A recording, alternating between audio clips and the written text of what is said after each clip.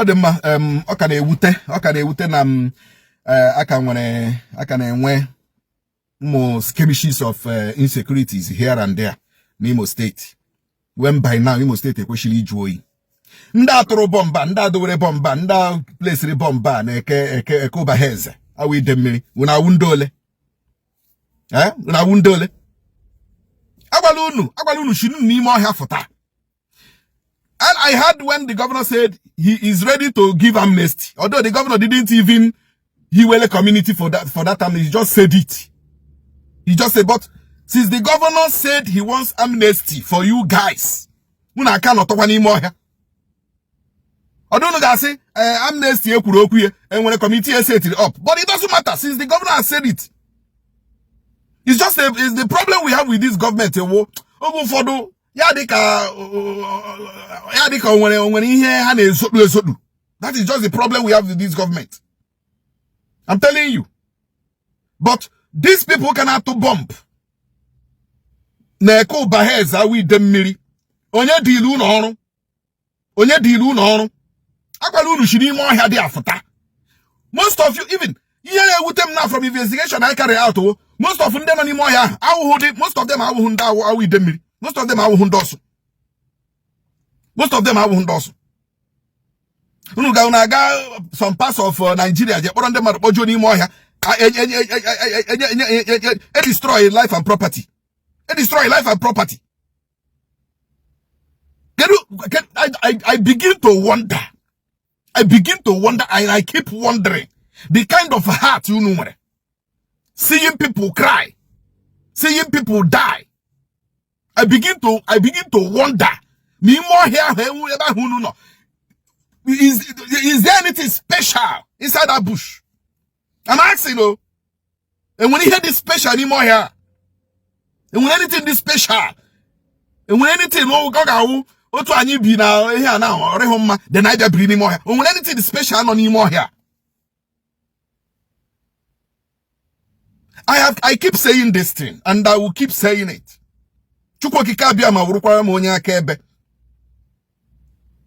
If you take a life that you cannot give, you will pay with it. Not just with your own life, but the life of your generations. I am telling you. I need a bundibo. And I am Nandi Bada Kwafuabara.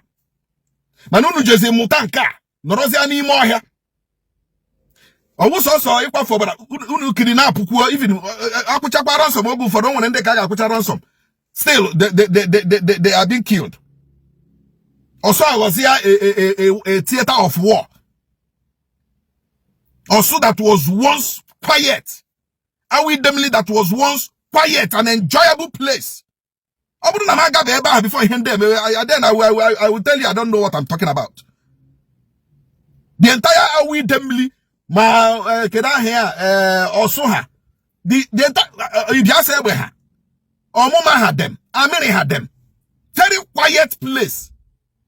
Suddenly, strangers came in. Use one the use of you are a youth of Awi Demili, and you are helping to destroy your father's land. You are a youth of Oshu, and you are helping to destroy your father's land. No, when a commander, what are you doing? And let me tell you people,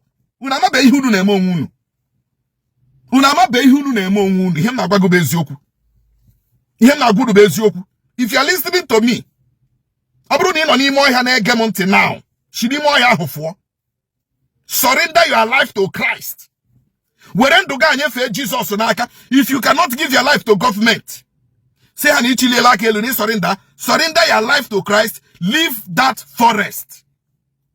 Let me tell you, and let me tell you again. As far as Igbo, and we allow ourselves to be used to destroy Ala Igbo, generations yet to come will never forgive us. Atola bomba hatro na Monday. Neko baheze. One woman and one. Madi se meru ahu. Akuri shop ala. Onye do re bomba ni me shopper. Who kept that bomb there? Who kept the bomb there? Okay, I nwere ndị Igbo nwere innovative ideas, technological ideas. Is it to destroy your people that God gave you that talent? Is it to use it and destroy your people? And by the way, who is even giving you command? Onye akadona prison na Finland. Ikpa kadona prison na Finland. Norokwa na aga court na Finland. Mazi Nnamdi Kanu kanona here custody in the DSS.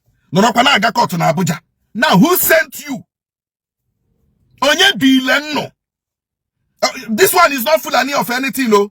This one is not Fulani herdsmen. This one is not Mdugu. This one is not Northerners. Nke Wundewane.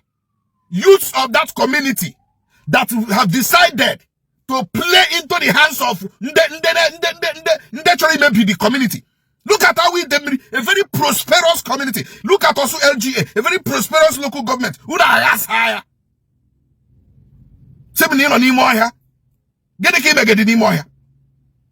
Who are you fighting for? No, I'm asking, who are you fighting for?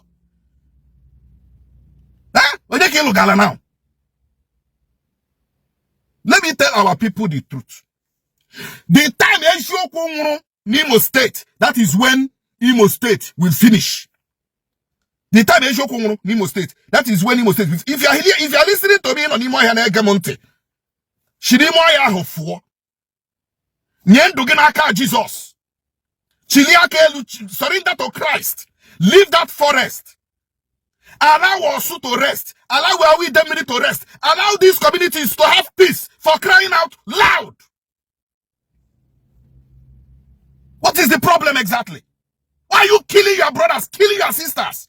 Get the kids, Saga. Get on your Saga. That woman, don't hear that woman who's never around in a hospital now. That their legs were seriously damaged. Get the hammer. Get the hammer.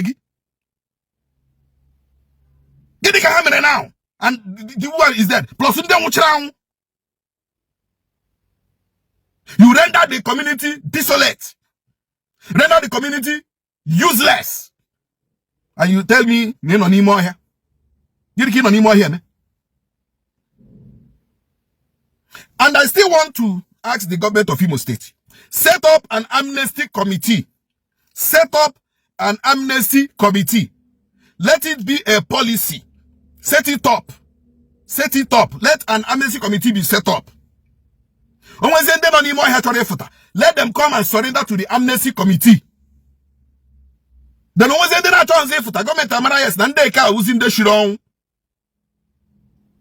government it is very important that this is done, and fast too. Finally,